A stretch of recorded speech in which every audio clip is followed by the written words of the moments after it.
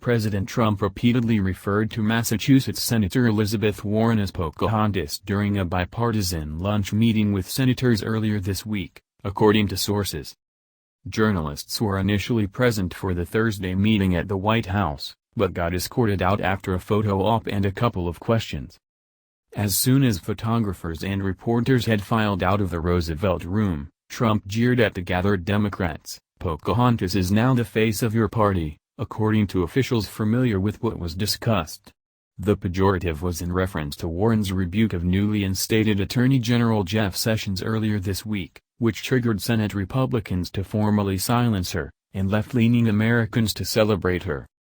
Trump coined the racially charged nickname for Warren during the campaign, and has continued to use it despite outrage from critics. The White House did not immediately return a request for comment on Trump's alleged remarks, which were first reported by CNN and Politico.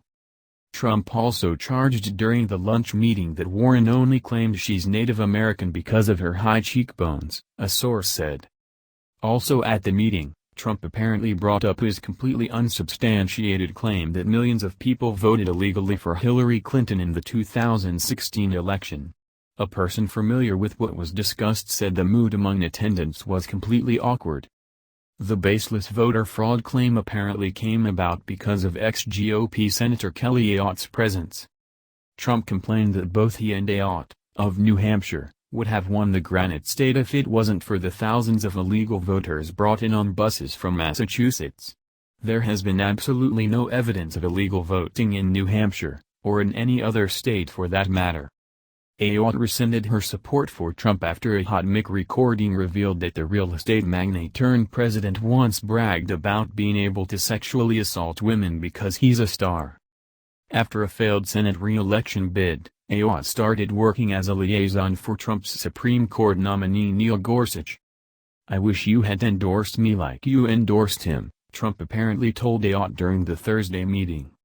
The president has, without any proof, maintained that between 3 and 5 million people voted illegally in the 2016 election.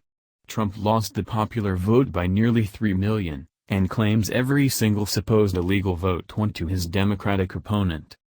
The president does believe that, Press Secretary Sean Spicer told reporters at a recent White House briefing while pressed about Trump's unfounded allegations.